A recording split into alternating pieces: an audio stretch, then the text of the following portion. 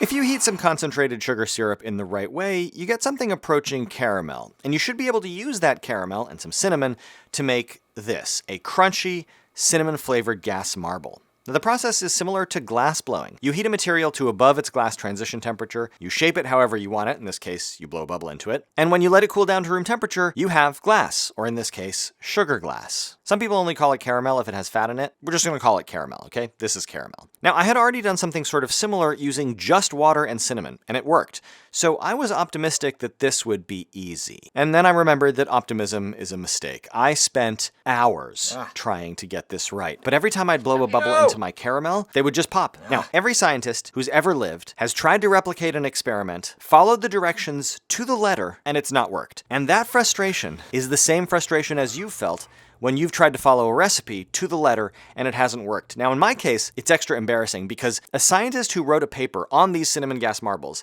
made a video just for me where he showed me exactly how to do it, and I still couldn't do it. But I did not give up. Finally, at 7:30 that night, I managed to make a single large cinnamon caramel gas marble. 3 hours later, I've made one. Now the question is, I accidentally hit the record button. And so I don't have the footage of me tasting the thing that it took me 3 hours to make. But instead of giving up, I regrouped the next morning. I tried it again. This time I used 4 grams less water, and like magic, it worked so well. Maybe my home has just really high humidity, so I needed less water. Anyway, it worked. Look at these that I made. Look at them. And by the way, they are so crunchy. I decided to level everything up. I added some nutmeg and cocoa powder to the cinnamon. Instead of using plain old air to blow up the bubbles, I used chocolate chip headspace gas. In other words, stick your face in a bag of chocolate chips, inhale deeply. That's what I used.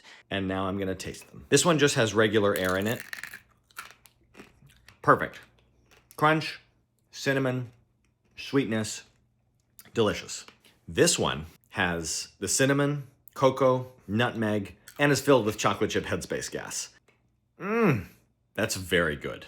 It's as if you have a tiny handful of chocolate chips served to you on a platter made of caramel, and you eat the whole thing in one bite. That's kind of what it tastes like. Also, I might be saying that because it was a lot of work.